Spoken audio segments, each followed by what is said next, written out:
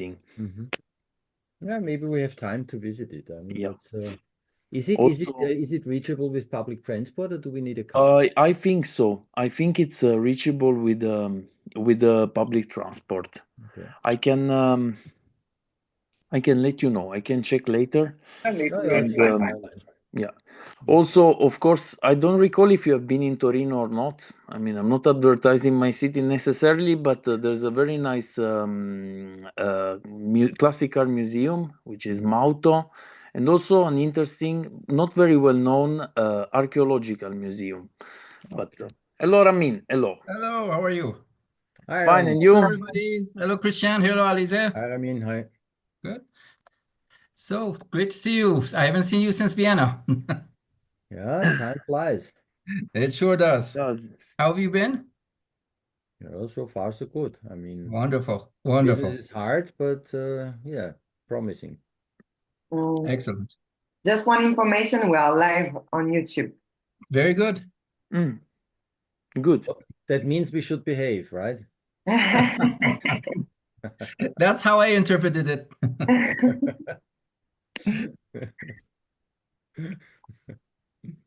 So, just So, I mean, how's the situation in US? Are we proceeding with um, partners there for FIFA? yes, we are. As you're aware, we have been in touch with certain institutions, and we were very in the Mexico Symposium. We had Miles Collier, who founded the Revs Institute, which you know is the leading institution in United States right now in terms of preservation, archiving. Is this guy the one who wrote the book Archaeological Automobile? Exactly, exactly. It's funny because I'm doing my master thesis in archaeology. In archaeology, I try to, let's say, combine historic vehicles, the culture of mobility, and also some tests regarding originality.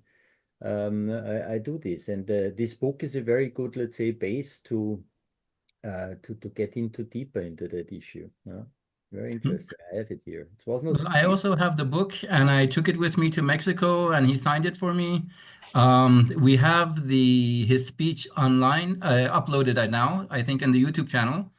And you know, even though it was a translation, and everybody was using headphones, at the end, everybody stood up and gave him a standing ovation. Yeah. And the book I've started reading it, and it's unbelievable how much thought has gone into, you know, this whole process. So No, he's yeah. amazing. Yeah, Yeah, it's interesting because part of archaeology, what I studied for the last 4 years, is of course also archaeology of our, let's say, time right now, up to day, yeah? And the automobile fits perfectly in that part of archaeology at the end of the time. exactly.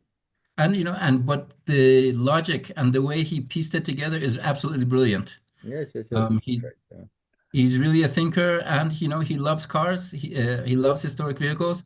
He believes in keeping them as original as possible, avoiding the Yes, yes, restoration if yes, yeah, possible. yeah, yeah, yeah, yeah. It's really he's very charismatic. I think Jean Mario would agree. He's truly, you know, a very charismatic, very erudite. You know, even when he speaks, everything is so well thought out. You So know, if I would have a question to him, you could put me in contact. well, sure. You know, our colleague Mark Gessler is doing some research. So he was in Florida 2 weeks ago, using their resources to put something together. So you know, so it's open, and you know, I would strongly suggest you go visit, and you know, and he's very open, so you probably have the opportunity to meet him firsthand, and maybe you can even get him as your thesis advisor. You know, I don't know. That would be a good idea. Yeah, Okay. Let's see. yeah. Oh, Sorry to Mr. Holler, interrupt hello. sorry to interrupt this interesting conversation, but let's welcome our guests, Mr. Yes. Lars Hummel and Mr. Thierry Garcia Guillorel. Welcome on board. Thank you for your time. We still have 7 minutes. Welcome. If you What's have that? if you have presentations to share, please give it a try. So we can try now in a safe environment. Mr. Hummel, I see you nodding. Personally, I have just 2 slides. How would you Okay. like to Let's try to share. If you press the share button. the share button? Okay. Yeah. Well, now, Yes. no, wait. Now, Mr. Lars Hummel has started his presentation. Yeah, Okay, we can see it. Yes, here it is. Yeah, I think it Okay. works. Please, which one is that? Ah, no, now I see the French one. So you Yes. are overlapping. Okay. Mr. Thierry, please take it out. We can see it. You should just make it widescreen if possible, like a widescreen presentation when you present it. And then let's try Mr. Hummel, please. A second.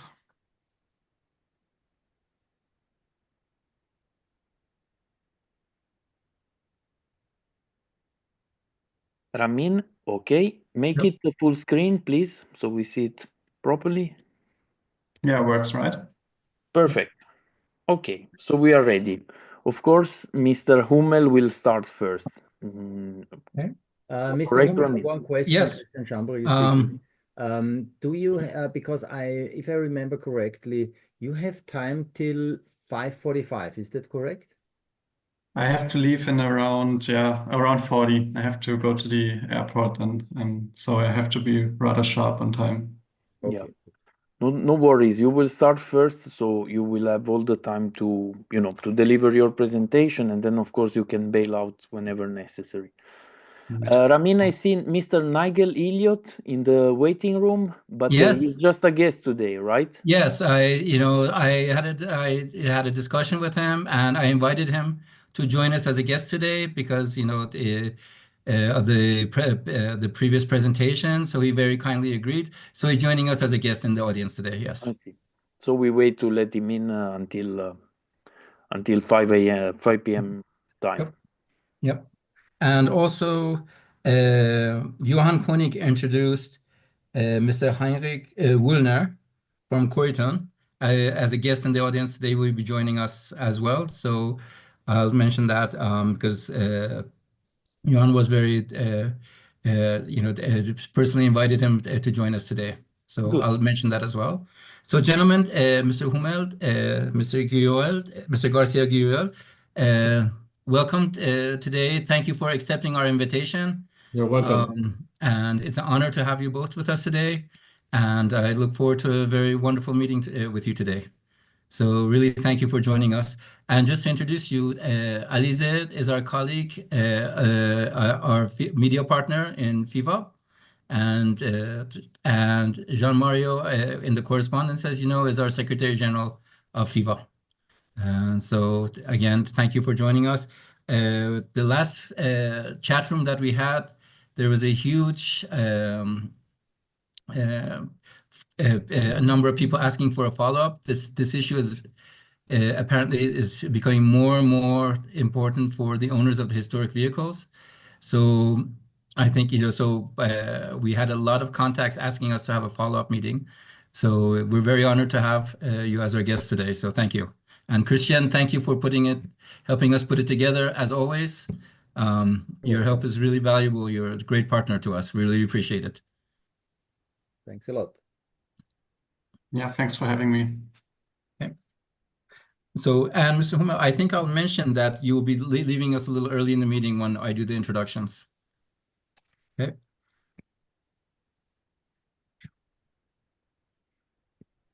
2 minutes to start.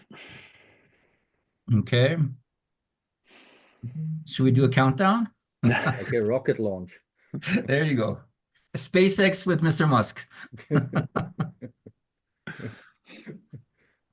Yeah, that's in the moment a little bit controversial, Oh, it depends what your definition of little bit is.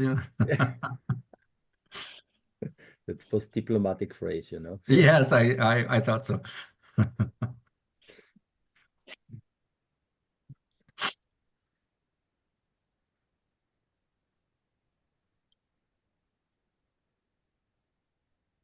Jean-Marie, just a technical question. Should we switch off our phone, our microphones, I guess? Yeah, maybe As it's long better as we are to not interfere with the speech. But I think Alize will mute everybody as soon as Yeah. they get in, okay. right? No, Okay. no problem. I remember in one of the chat rooms, somebody sneezed and everybody jumped. So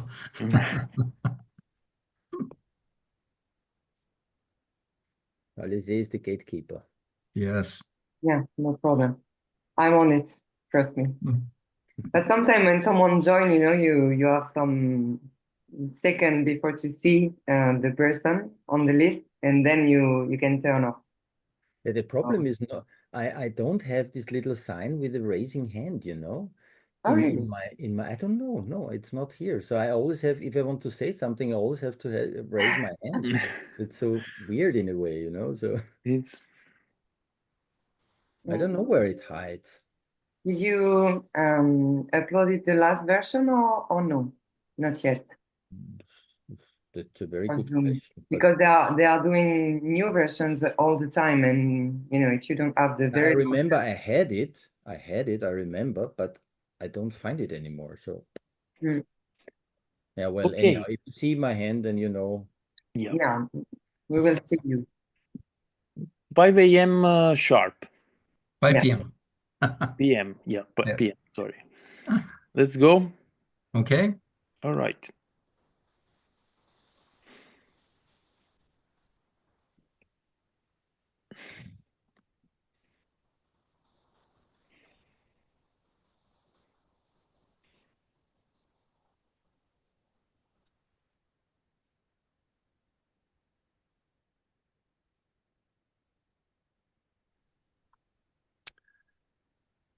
Good afternoon. Good Good afternoon. Afternoon. Good afternoon.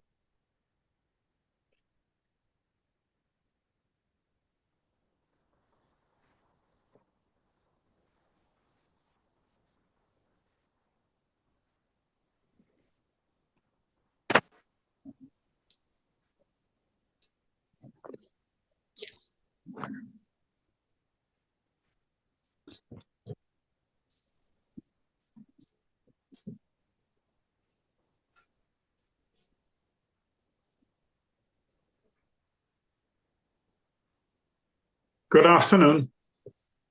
Hello. Good Hello. afternoon. Good afternoon. My name is Hans Hoving. I'm from the FEHAC in the Netherlands. Oh, I'm in their executive board with sustainability in the things I do. Welcome. Thank you. Yeah, good afternoon.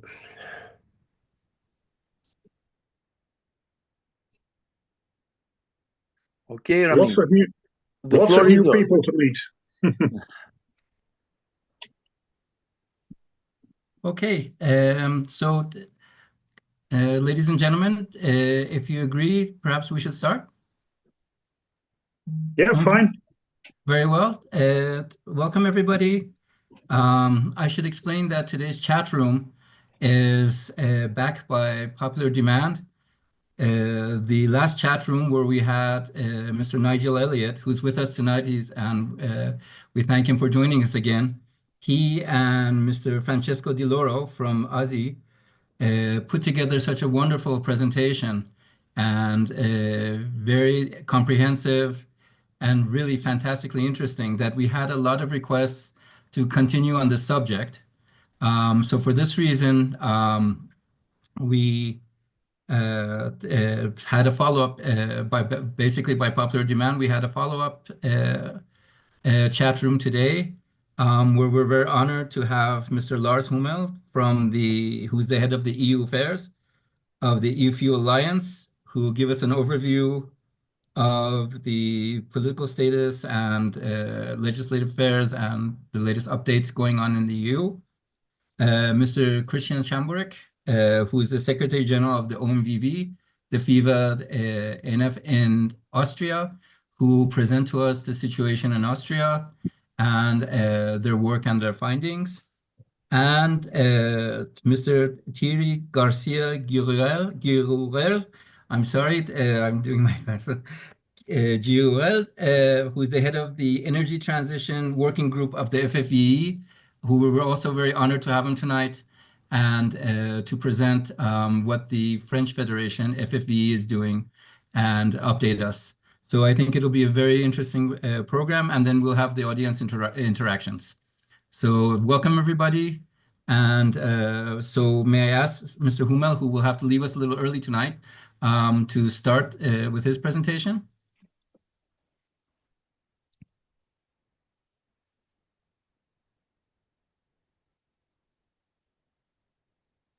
Hello, yeah, thanks for having me. The classic, that was the wrong screen. Now that should be the right one. Yes, now you should see the slides. Perfect. Thanks for having me. Just a quick word of introduction, who we are. I'm head of EU Affairs of the IFIA Alliance. We are an association that is founded 5 years ago. We work in mostly on European legislation affecting renewable fuels. Large part of that is, of course, connected to the automotive industry, to ramp up clean fuel production for cars, trucks, but also for other transport modes. We nowadays represent around 170 companies and associations along the whole value chain of synthetic fuel production.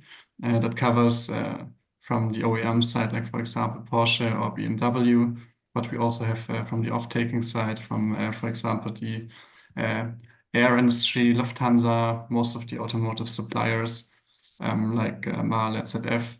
And then we have, of course, the classic energy industry also in our membership that intends to produce at the end of the day also the fuel.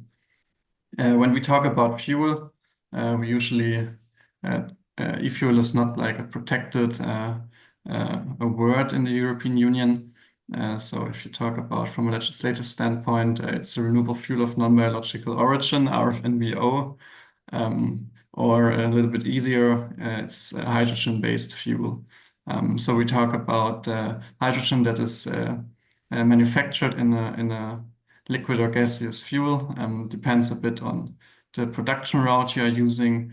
The most common production route, so to say, is the Fischer-Tropsch synthesis. So you basically produce, as you now do with fossil fuel, with crude oil, you have basically the chemical identical product that you can produce also synthetical, that you can then deliver in all use cases. I will try to give you like a short overview about where we are in Europe and what's the current legislative framework looking like. So what we have in Europe is that we have several legislation that were introduced in the framework of the European Green Deal. That was introduced more or less exactly 5 years ago. That introduced the framework on how to reduce the emissions in the EU with 55% until 2030. In that context, we have a lot of sectoral legislations.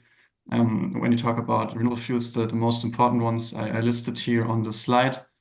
You have like for the car sector, the most relevant is the CO2 standards for new cars and the CO2 standards for new trucks. That basically defines how your engine has to look like in the future. The controversial ICE ban, internal combustion engine ban, in 2035 derives from this legislation because there is written in law that in 2035 100% emission reduction at the tailpipe has to occur for every new car. So new cars, it's not affecting old cars, which can so far only be achieved if you are producing an electric vehicle.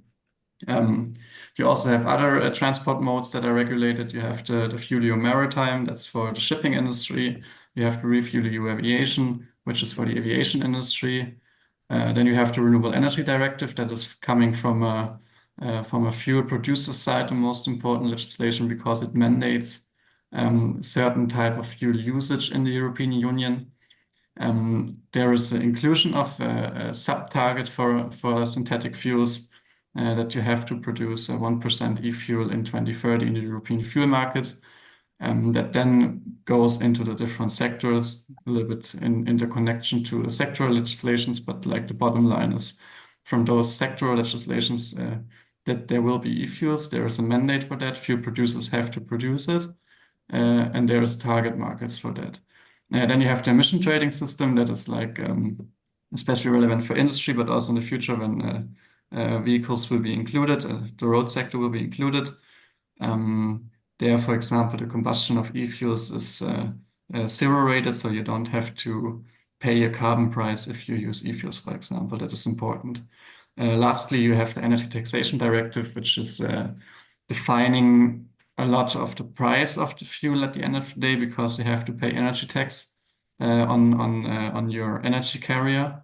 Currently, there is like no differentiation between fossil and renewable. That the proposal of the European Commission was to change that.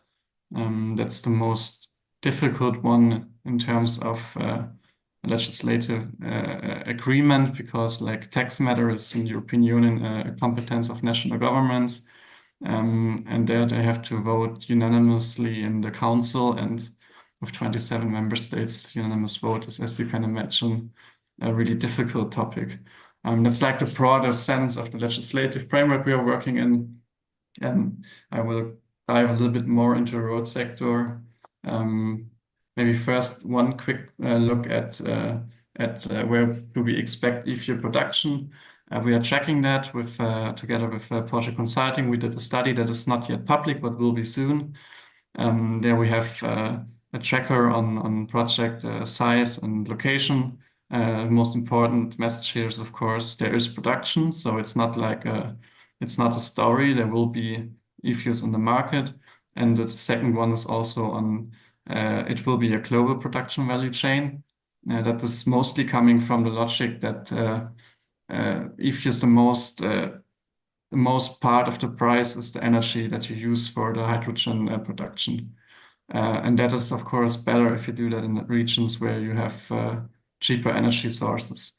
That's especially here in the red marked zones like the Sun Belt or the project you maybe know in Chile, because there's more wind energy. Looking at the price also, if you hear prices of 7, 8, 10 or whatever price euro per liter, that's usually not the realistic case, or it comes from a demonstration plant. So we of course are at the moment, the production of synthetic fuel is at the moment more expensive because we are not yet an industrialized industry. The price will go down. That has a lot to do with technology, with scaling of the market. We expect long-term a price of around €1 in the production on the production side. Production cost is of course not the cost that you have at the pump. Production cost will then be a matter of also taxes, for example. And as I mentioned, energy taxation, for example, is a huge driver to bring down cost at the pump station. Will be a difference of the minimum taxation level is around 40 cents per liter if the directive is concluded. So that's actually a huge lever for us that would bring down the renewable fuel in terms of prices. What is also important to note is that you can blend in the synthetic fuel into your fossil fuel. So at the beginning, a higher price will be compensated by the increasing share of the fuel introduced into the fossil one. So just if you say like 95% fossil, 5% renewable, then the price share, of course, is not that impactful on the end price for the consumer. There is assumptions around that, how much that influences the price at the pump. For example, without the Energy Taxation Directive revision, we expect in 2030 around 7 cents per liter price increase if you have a blending of 5% e-fuels, which is also our position in the Renewable Energy Directive, which is currently being implemented at national legislation. Is this a question, or is somebody just unmute? If there's a question, please just shoot, because I don't see it if you raise your hand. If we talk about road sector, why is it so important? The road sector is maybe the most controversial ones. You maybe all know the discussions about electric-only strategies, or is there room for a mix of technologies? It's also a little bit overriding other sectors in terms of public discussion. I want to stress here that Firstly, EVs matter for all transport modes, so it's always in an ecosystem.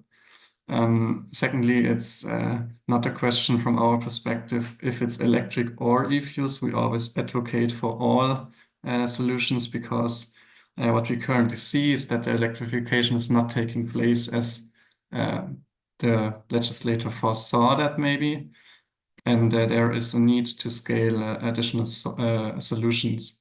That is also true if you look at the existing vehicle stock. There is no other solution than renewable fuels to decarbonize like old timers, for example, but also like the 300 million of cars and trucks on the European roads.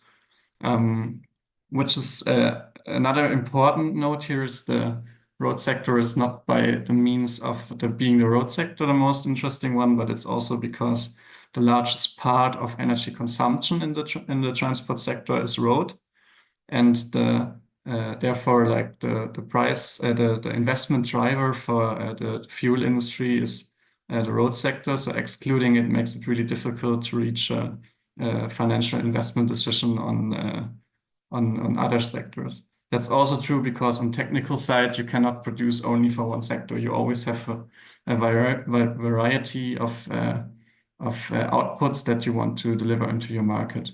And lastly, you also have de-risking strategies. If you can deliver in more sectors, your investment is not so much endangered. Imagining back in the COVID times, there was 2 years almost no flying. If you only produce kerosene, then you don't have 2 years no market, which would be rather problematic if you want to run a business. As I mentioned, also like the ICE share, so internal combustion engine share in the European Union will be huge, even in 2040, also in 2050, even if in the most realistic optimistic scenarios, you will need renewable fuels because otherwise you cannot decarbonize your existing fleet. How can you do that? At the last slide, I will also quickly look at the recent developments, just a quick glimpse on how you could do that in a legislative way. You could use the fuel share in the market to reduce the CO2 for the fleet target of the OEMs. So how that works in the legislation, you have, as I mentioned, a 100% CO2 reduction that you have to achieve with new vehicles.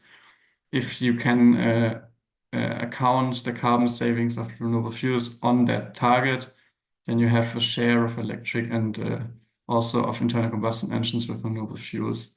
There's also an option like crediting that you could do, and you can also define a new vehicle class for vehicles only using carbon neutral fuels.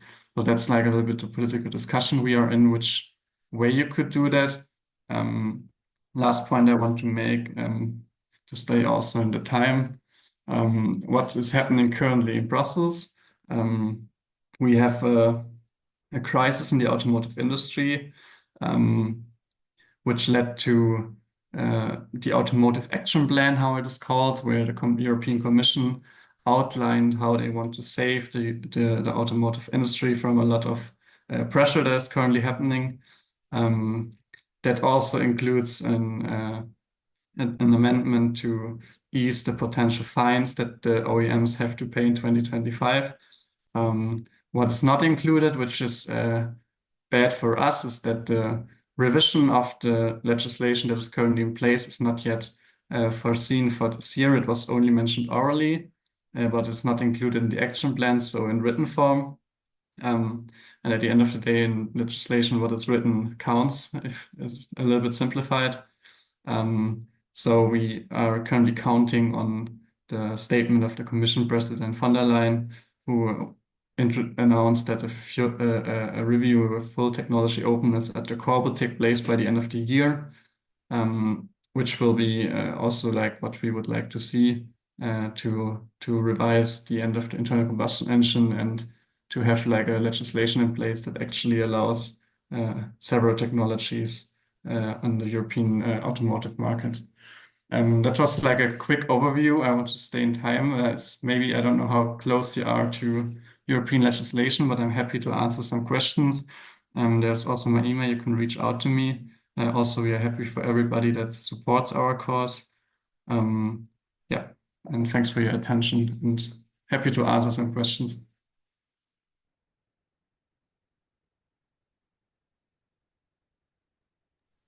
As I understand, you'll be leaving us a little early today. If the other gentlemen don't mind, so as we can use this opportunity to ask a few questions before going to the next presentation with Christian. So if everybody allows me, I'd like to pose the first question, and that is the fact that apparently there's still a big threat that in 2035 the internal combustion engines will be phased out. Now, I don't know what the latest status of that is, but with the preponderance of e-fuels and that are being developed and being effectively as environmentally safe substitutes for pure petroleum. I'm curious to know do you think with the progress that is being made in these technologies, that there will be a backtrack? Because even the OEMs are going back to internal combustion engines because they're losing a lot of money. Then there's the issue of the secondary pollution through the electric vehicles. So I'm just wondering, do you think that with the progress that is being made in this field, that maybe there will be a continuation for internal combustion and that ban will be lifted? So I expect that to happen, yes. All policy statements are going in that direction, so there will be some sort of exemption by the European Commission when they propose the revision. The question will be, how will that be done? So in European law, mostly the devil is in the details. So the willingness of the Commission to provide a pragmatic way to do that is maybe limited, but it is important to note also this will be like a normal ordinary legislative procedure. So it goes to the Parliament and to the Council, and there will be a lot of negotiation on how to change those rules. But overall, yes, I'm really confident that this time renewable fuels will be included as a compliance option for the CO2 targets of the manufacturers. Okay.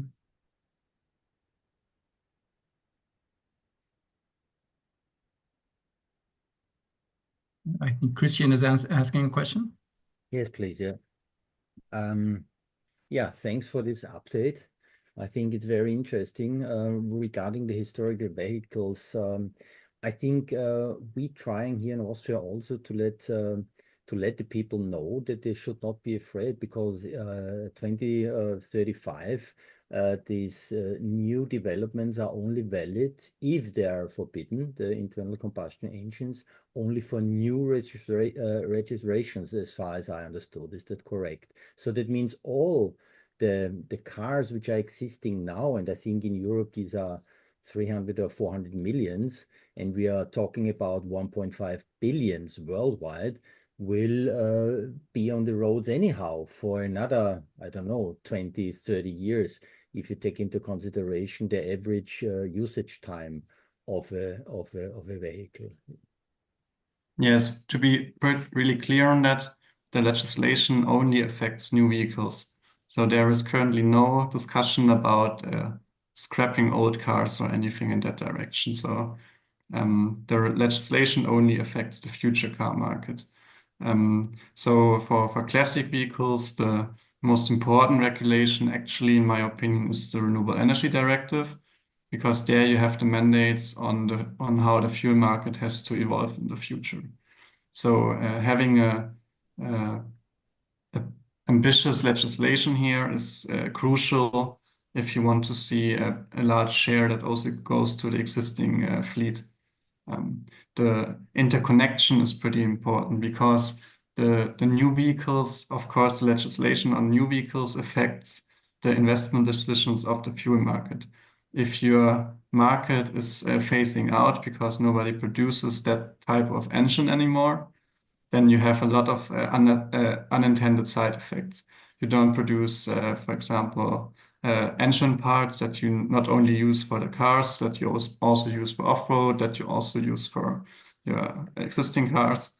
You have a market that will be shrinking, so that of course affects your cost modeling. If you look into the fuel market, like, okay, I'm doing $1 billion investment in a renewable fuel plant, and that investment will need like some decades to amortize. So if you take away the market, then you maybe will not do the investment because you know that the investment will run out maybe before it actually makes economic sense.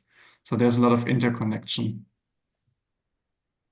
And may I ask an additional question? You mentioned, I think, around €1 production cost. Is that correct? When I remember, 1.08 or whatever. Yeah, around €1. Yeah. What would you expect then the price at the fuel pump, the actual one? Because now we are talking about, let's say, €1.5 for now our super fuel with 95 how do you call it? 95, you know what I mean? So what would you expect on a long term? What is the target to have a pump price for e-fuels? The reason why I referred to the production price is because the consumer price is highly dependent on a lot of things. It depends on energy taxation. It depends on a lot of other legislation, taxation. You know how the pump station price is built. There's a lot of tax involved. That also depends on the other side on how the price of fossil fuel will increase, because you also have the emission trading system, which will increase the price of fossil carbon in the future. What is, of course, the reality that the reason why we use fossil at this day is because it's cheap and reliable. And if you want to compete with fossil fuel, you might not be able to, because otherwise we wouldn't have to think about alternatives. There is a market, a reason to why we are using our energy system as it is today. Yeah, but if I calculate roughly and I say, okay, let's say here, maybe Germany is similar. If I say we have taxes and whatever on the pump price, it's 80%. Yeah. So if I add to the €1.80, so that would mean that could be status now, yeah, and a pump price from 180 or something. Would that be realistic? So we have study assumptions that expect that the price remains stable. Okay.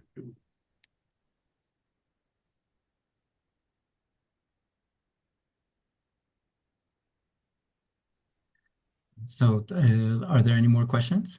Yeah, it's me, Armin. Can I Yes. have a question? Yes, of course, please. Thank you, Lars, for being with us, and thank you as well that eFuel Alliance exists. I think you are an important player in this field. I have two questions. The one is about the Porsche project. I haven't heard much about it, so have you information that it really is now on that project? Is it producing? So do you have the latest information in Yeah, Chile? that project is producing. It's in the first stage of the production. I'm afraid if you want to have the more details, you might have to reach out to HIF directly, which is the project developer there. But the first stage is producing, and Porsche is already using that fuel to demonstrate also that it works. Wonderful. Second question is about the big energy suppliers. What is their position with regard to e-fuels and their distribution? So I talk about Shell, Esso, Total, whatever. Do you know about that? It depends. Some are more active in the field, some are less active in the field. We have some of them in our membership, like Repsol, for example, like ExxonMobil, for example, which are members of the eFuel Alliance and support our positions. We don't have other of the energy suppliers.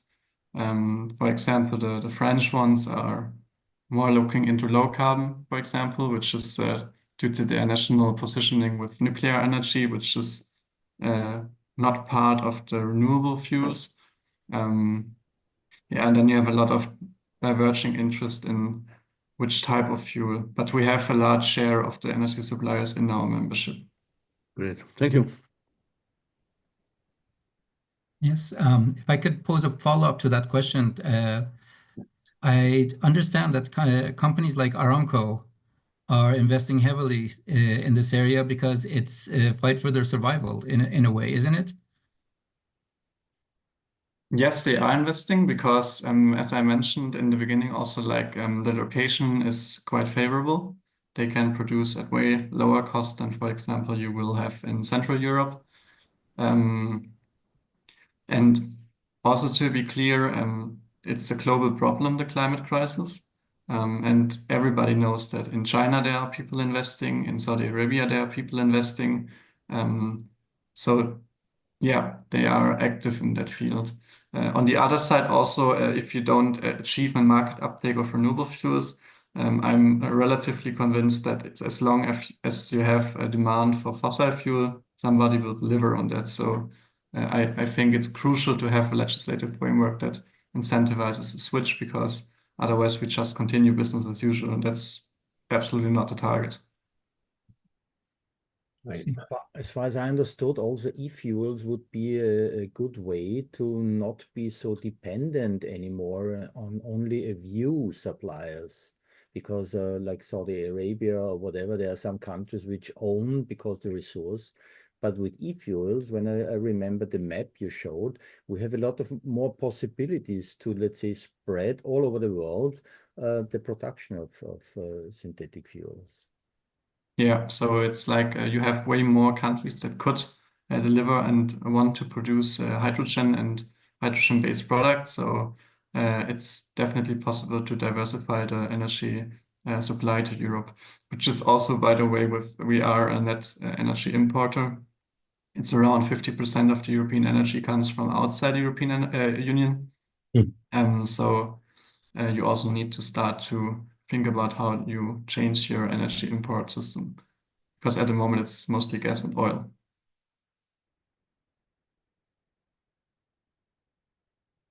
Is that I'm not sure, Nigel, is that a question or are you talking to behind?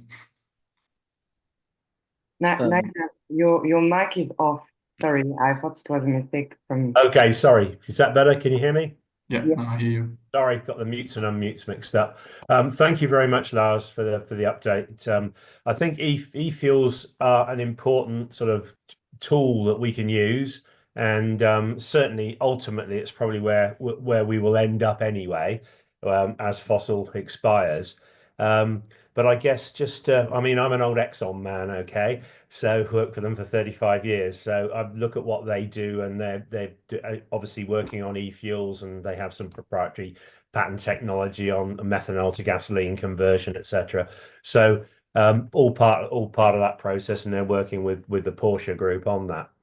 And the one thing to remember here is liquid fuels are really hard to beat on energy density.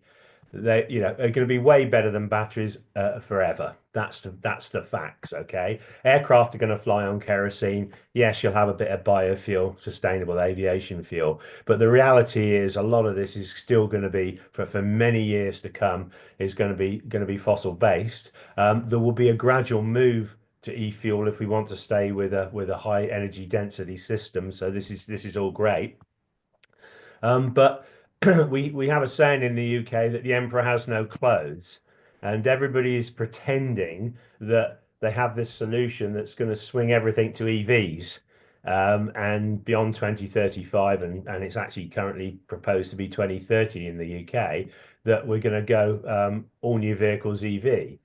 If you actually look at the power gen requirements to do that, and then you look at the state of energy supply in Europe, I think everybody has to be very careful here.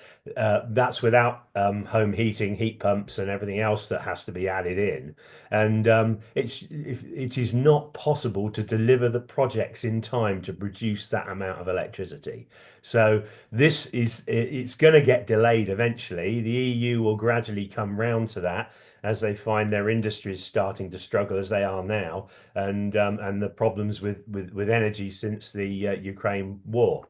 So I think it's we must keep up this work on e-fuel. It's an important tool, but I suspect that things will get pushed back. So I mean, the electrification already is pushed back. I remember from Germany, we had the target of 15 million electric vehicles in 2030, and I think the latest assumption was like 8. But I want to stress again, like for us, it's a matter of a combination. I believe that the largest share of passenger car vehicles in the future will be electric.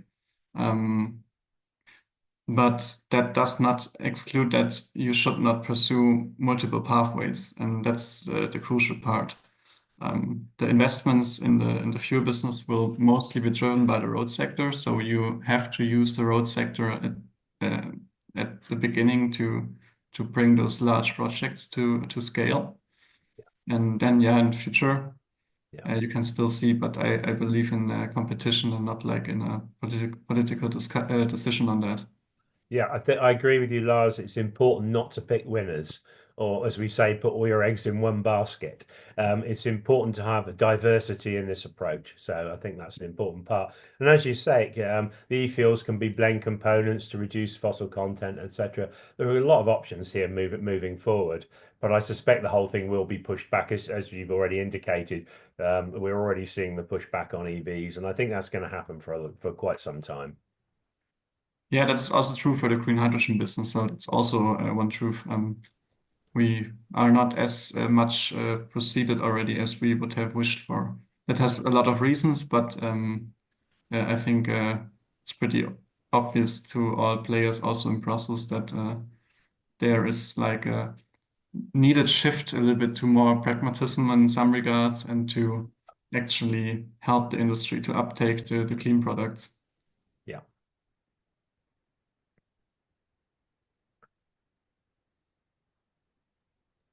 All right. So, are there any other questions? Okay. Well, Lars, thank you for an excellent presentation. And I think the questions we've raised a lot of intriguing points. If we don't mind, Christian, would you like to make your presentation now? Yeah, okay. I try to. Okay.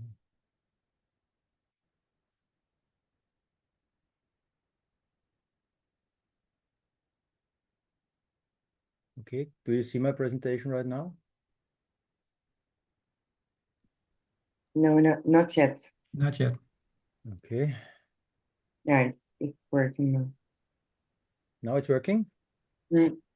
Processing. Yeah. Yes? Okay. Yeah, then thanks for giving me the opportunity to just give you a short idea what we are doing here in Austria.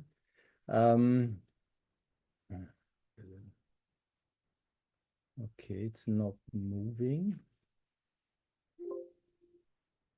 Oh yeah. When this e-fuel discussion came up, it was around, I think, 3-4 years ago. We decided within our association here in Austria to jump on this discussion and on these issues, because we thought it's very important as a base argumentation for historic vehicles to show the politicians that there is a possibility for historic vehicles to stay on the road in a climate neutral way. So that was a little bit the basic idea. So we said, okay, the use of this kind of fuels is a climate friendly alternative to the current fossil fuels. And we saw this also as a, let's say, quite promising way for the future to keep our cars on the road. And what was also very important is that we tried to support this topic, to present the benefits for historic vehicles also in the public, and to give us the long-term possibility to argue for exemptions for our cars.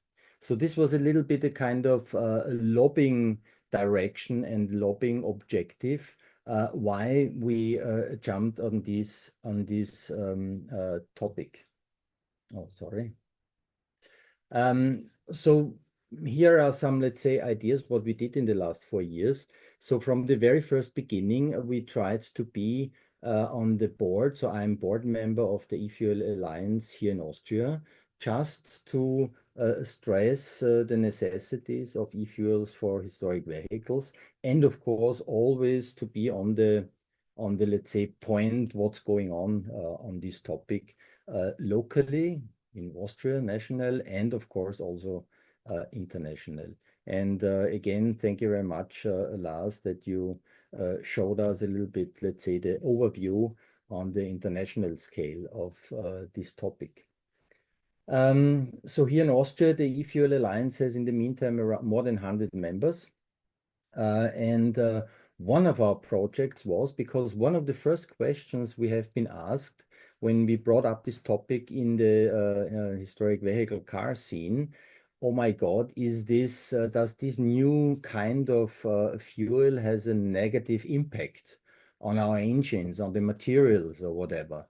So this was one of the main fears of the owners of historic vehicles here in Austria.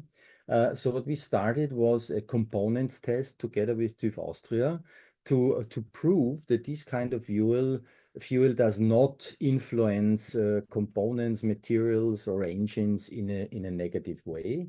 And we also initiated a kind of sticker promotion, as you see here on the charts, with e-fuels, yes, please.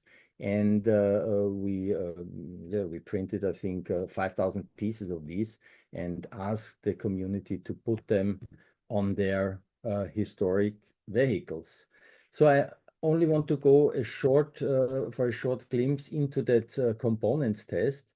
So the description, the agreed procedure was, we tried to took selected materials and put them for a certain time period into e-fuels.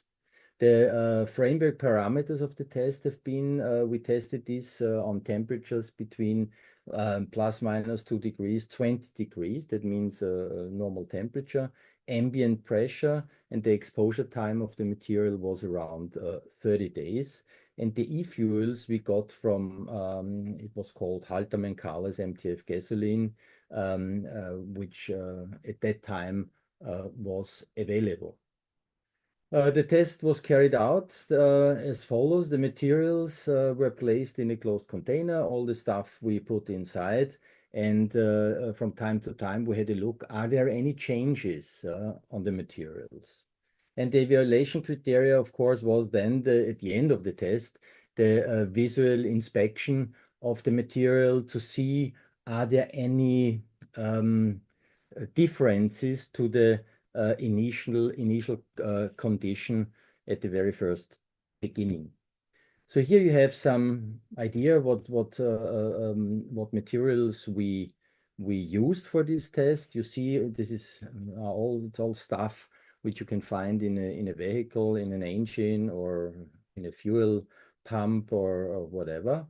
Here you have a short list what we tried to test, also from the materials. Aluminium, steel, brass, stainless steel, various different sealings and so on. And the results have been that 87% of the materials did not show any changes. So there was no effect on them. We had only 5 gaskets which showed kind of deformation, softening, or swelling. But overall, TÜV Austria said, I mean, at the end of the day, e-fuels do not have a negative impact on historic vehicles regarding, of course, this test we did at that time. So we could answer let's say the questions of the people owning vehicles in that way, and this helped quite a lot to let's say ensure them that these kind of fuels are not damaging historic vehicles, engines, or other materials. Yeah, that was the short point what we did in Austria regarding these topics. Okay. Christian, thank you very much. I would suggest, because we had Mr. Hummel had to leave early, if you agree, that we would ask Mr. Garcia Guillorel to do his presentation, and then we have the Q&A for both ANFs, if you agree. Okay, so may I hand over Mr. Garcia Guillorel? Yes, I am just starting to share the presentation. Is this fine for you? Yes. Yes. Make it full screen, please. Yes, just a minute. Perfect. Okay Thank you. Perfect. Okay, thank you for allowing me to share these 2 slides. I will be quite speed. So this is a presentation we made for our general meeting at the French Federation, FIVA, about energy transition.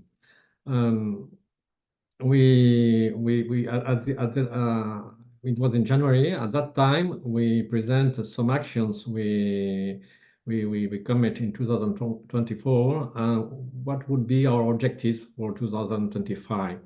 And I think it could be important to see the next slide, because I am going to tell you what we did in 2024 in order to sign a first partnership with a French group. It's not a big company or a big petrol company. It's what we can call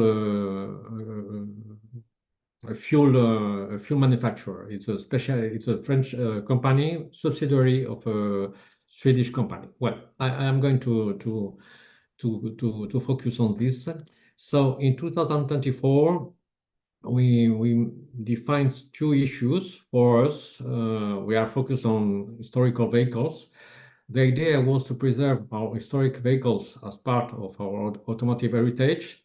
So we were very hurry, very in a hurry, because we think that the electrical market was developing very fast, and we have many collectors, many owners of historical vehicles, which were very not very reassured, because they were talking us that what will become the cars in 10, 15, 20 or 30 years if there are no more fuel. So this is related to the second issue, to preserve the value of this car. And so what will be the technical regulatory feature for this car to be driven? So we decided to study alternative fuels, and we distinguish between e-fuels and biofuels. So I am also a member of the board of the Automobile Club de l'Ouest at Le Mans. So I had some opportunities to discuss with the management of the Automobile Club de l'Ouest. And as you likely know, Aramco is selling some e-fuels for Le Mans Classic, and Total Energies is selling his biofuels for the 24 hours of Le Mans. So there are two main companies present at Le Mans, but in 2 different landscapes, if I can call this like that. We also discussed with British Petroleum, Petronas, and lastly, but not least, Aspen Group France. So Aspen Group France is a French company, subsidiary of the group Landmannen. The Landmannen Group is a huge company which is operating in the agricultural area. We also discussed with Automobile Club de l'Ouest, Renault, Porsche, FIVA, and some other regulatory associations. We arrived at a few conclusions, quite quickly.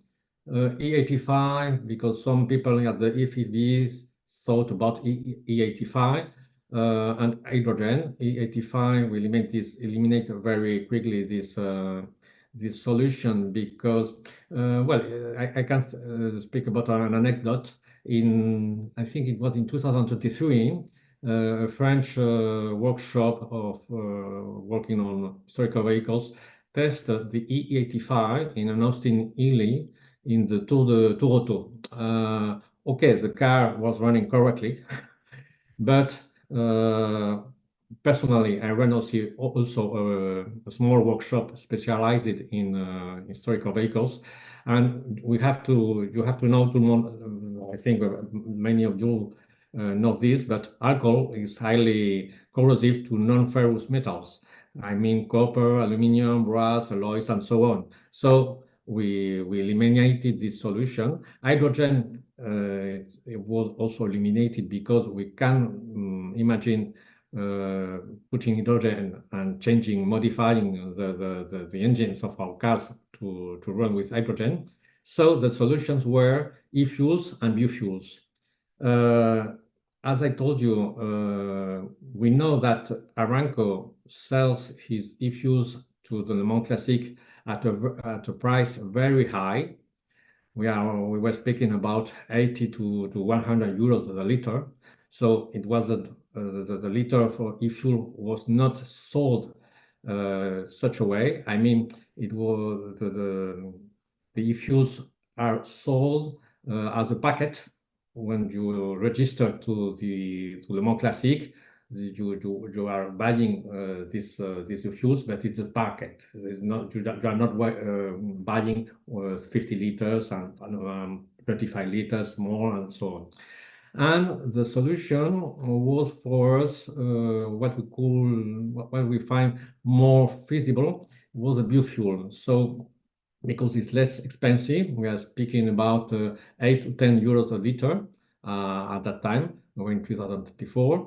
And so we arranged a few meetings and discovered the Landmannen Group, its subsidiary in France, Aspen Group France.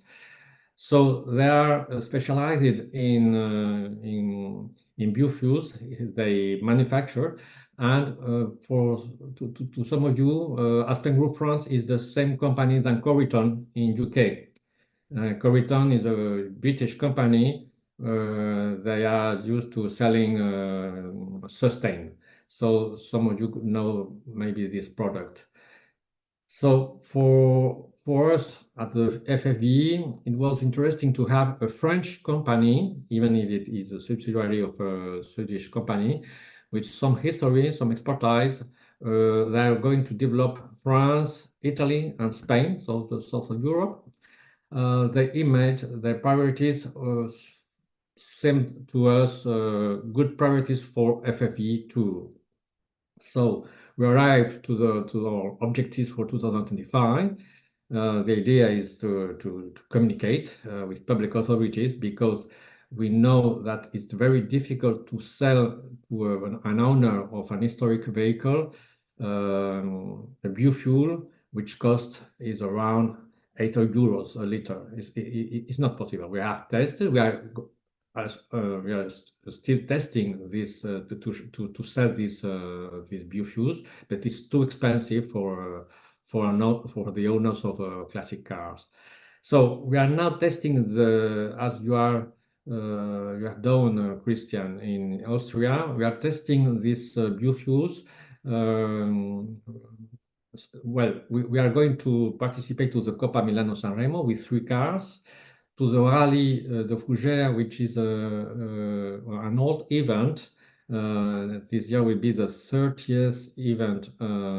It is organized by Patrick Rollet, the former chairman of the FIVA and one of my friends.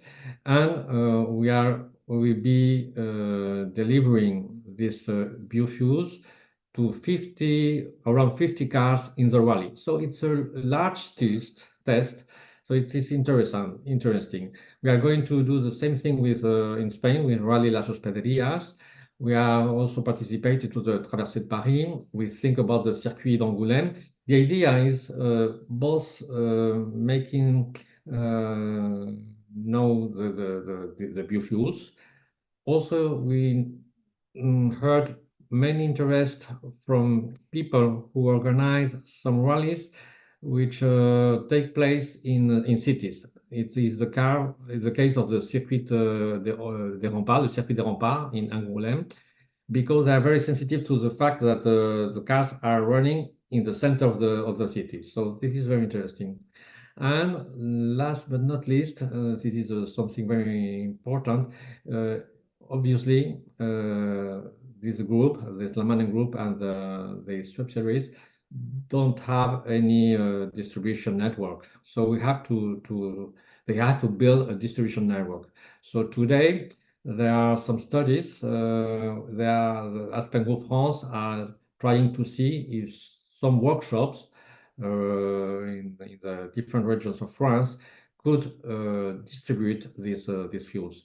Obviously, and I will end with this, the price is very important. Today, even for people who consider that for healthy reasons, because Aspen Group France, we are testing a biofuel which name is Marlin in UK Sustain. It's a product that has up to 65% less of CO2. But people, owners of all historic vehicles, are not interested in this. They are more interested in performance than in health, than in running the cars with biofuels. This is not very important to us at that time.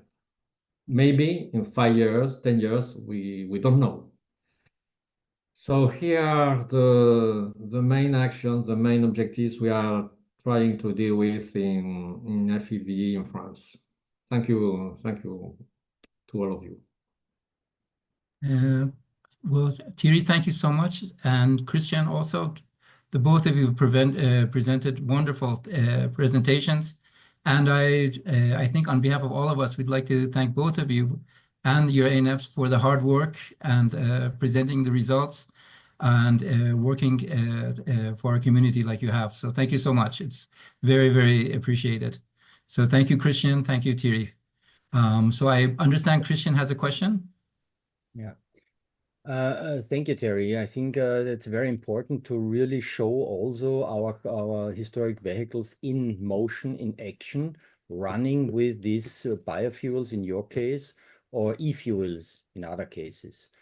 We also tested on local base historic cars with e-fuels, and the results regarding also the pollution and everything, also the performance of the engines was better than with fossil fuel.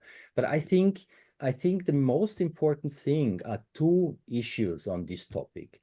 I think the point, of course, today the price is a hurdle which we cannot jump over, and that's of course also clear that for 8, 9, 10 euros no one will buy this kind of fuel today. But I think the two most important things are, the first one is to convince the community and all owners of historic vehicles that on the long term, it's possible to run our machines, our cars, our motorcycles with e-fuels, with biofuels on a CO2 neutral way. That's one point, to take out these fears that with these new kind of fuels, our vehicles are not running anymore, are damaged or whatever. I think that's a very important thing, also on international level, on the FIFA side, to convince the community. And the second argument is, at least in Austria, it worked quite well to show the politicians, from the lobbying side, these kind of fuels are really a kind of future perspective to run cultural heritage historic vehicles in a climate neutral way. And And this also, let's say, convinces politicians to, let's say, yes, give us exceptions in whatever way, also for the next 20 years. I think these 2 points at the moment are very, very important to communicate. And yeah, this is a long-term and mid-term discussion we are leading. But as Mr. Hummel said, I think that on a EU base now, the, let's say, direction have to be given that we have 10, 15, or maybe 20 years enough of these kind of fuels to run our vehicles, not only in Europe, but also on a worldwide base. Thank you.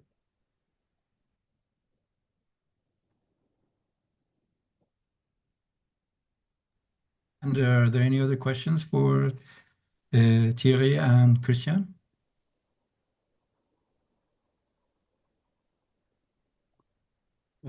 Ramin? Yes. Yes, Mr. I don't have a question. I also only want to echo what has been said by Christian. And maybe it's good to know that next week we have an important event in the European Parliament. And I must say that this chat room has been very inspiring for me. And I will try to mention as well our, let's say, positive approach to this subject and our will also to contribute a little bit to, let's say, the ambitions of the European Union when it's about reduction of CO2 emissions. So I think we're on the right track, and I really also want to thank all the contributors, Christian, Thierry, and Lars for earlier, for their contributions. Yes.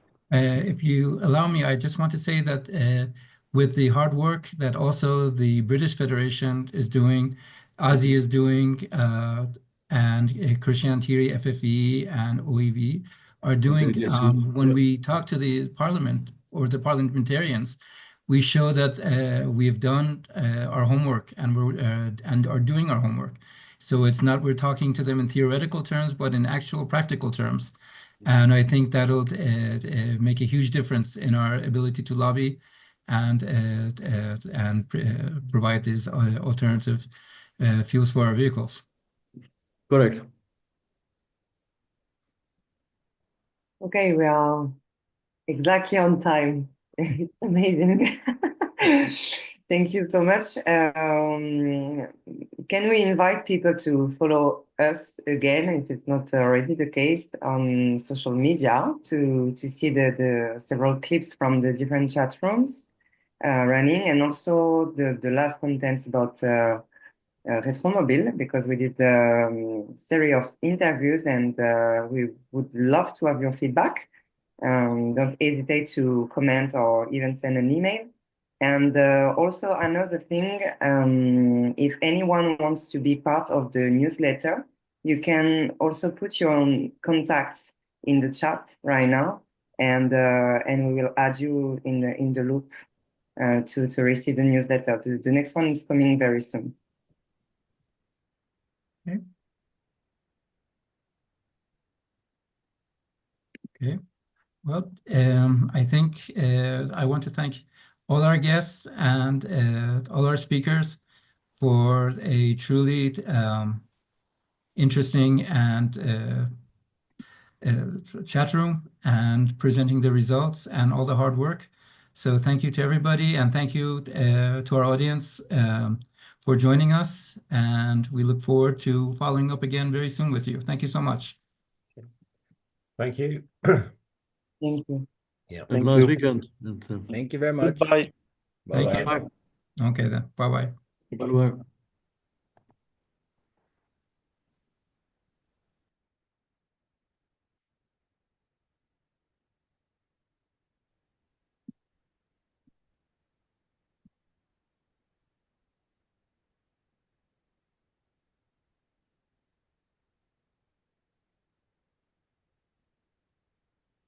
Ed, can you hear me? Mhm. I can see Ed is connected, is following many chat rooms, but it's over. I just wanted to say hi to him. But Good morning. Good morning. How are you doing? Well, I'm fine. Sorry I couldn't get here for the beginning, but yeah, I visit a lot of chat rooms. Okay, so you have the old session online on the YouTube channel if you want to watch it again. And Yes, I'll definitely do that because I was real interested in watching part one. okay. So Ed, how is your book going? Are you finished with the book or Well, I finished with yes, I finished with the original manuscript. It's with the publisher. They have sent back their edit. They changed very little. It's basically a memoir. And so I'm going back through and doing my re-edit. I'm halfway through it. Anyway, long story short, the book should be out either end of this year at the earliest or sometime early in 2026. Okay, great. Congratulations. You keep I hope it covers a lot of different things that I've been involved with in my life, so I hope people will find it interesting. You should be in touch with Ramin and maybe have a conversation with him. Maybe you know each other already. I don't know. To be honest, the name is very familiar. Ed, can you introduce yourself rapidly, but maybe you can exchange your contacts as well and call each other because I'm, again, sure you will love to talk to each other. Yes, I'd be glad to do that. I'd be happy to talk to anybody who might have some suggestions or assistance. Sure. I'm just curious. Yes, please. Oh, I was just going to say I'm pretty easy to find. You just put Ed Gilbertson in just about any search bar, and I'll come up, and my yes, contact information will be there. As the Chief Judge Emeritus for Pebble Beach, to name one. Oh yes, yeah, that's one of my well, we're very honored to have you, activities. Mr. Gilbertson, and I'm very honored and very pleased to. I've heard of you a lot, and I mentioned that your names, but I'm very honored to speak to you in person. It's truly an honor. No, I would love to talk further with you. It's nice to be talking to you now. Well, wonderful. And just one question: the book that you're putting together, may I ask the subject? It started off being a book about Pebble Beach, where I was involved in judging there for 30 years. I retired as their chief judge over a dozen years ago, but they still have me back each year as their chief judge emeritus, and I mainly get to watch the rest of them do the hard work. But I decided, and I actually finished a book that was just about Pebble Beach, about 50 pages. And then I thought, well, I've been involved in lots of other pretty important activities. I was very deep into the Ferrari world and was chief judge emeritus for both the Ferrari Club of America and the Cavallino Classic. And so some people wanted me to write about my Ferrari days. I was also rode motorcycles for most of my life and have a lot of adventures there, which people wanted to hear about. So again, long story short, I tend to go on, as some of you people know. I don't want to take much of your time. Oh, not at all. I mean, we're fascinated. To be honest, I'm fascinated, and really, I can't believe I'm actually speaking to you. I'm a little bit starstruck. I'd put me on live, but I'm looking pretty scruffy right now. Not at all. No. But I'm glad you can hear me. No, the book is going to be 14 chapters. Each chapter covers a different episode in my life. So there's a full chapter on Pebble Beach.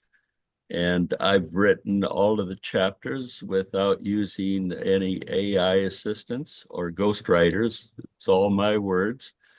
And I've written all of them myself, except for one chapter, which is written by my wife, Sherry. who has been through everything with me for over 50 years, and she knows all the ups and downs. And I thought it would be interesting for people to hear her views of all that we've gone through. Well, So, all of us, I like to use the way you use the word "been through everything." That means she has to put up with a lot, I think. Well, yes. Well, I think anybody that accomplishes anything significant, people look at maybe where they are now and say, wow, don't they have it made? Well, in every case I know of, and I think that's what you're alluding to, anybody that's made their way to a success in life has had lots of ups and downs getting there. Oh, yeah. And have had their moments where, you're down in the corner and saying, what do I do now? Well, what you do now is you dust yourself up and get up and keep going. You just don't give up. Oh, yeah. And that's the way that I think most people, almost all people, achieve success. Yes, absolutely. And especially when you have a life partner who's there with you through the good and the bad. Yes, I've been with Sherry for 58 years. Congratulations. We've been married for going on 54, so she's been there for all of it.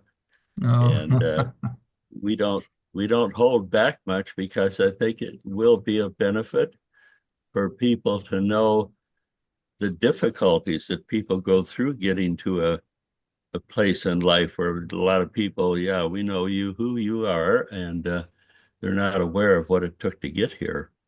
So I talk a lot about the downs as well as the ups. You mentioned, may I ask who the publisher of your book is? I'm basically self-publishing. I thought about doing it through Amazon, and then which can be done, and some people do that. I contacted some of the usual motorbook publishers who expressed some interest, but it's not the kind of a book they normally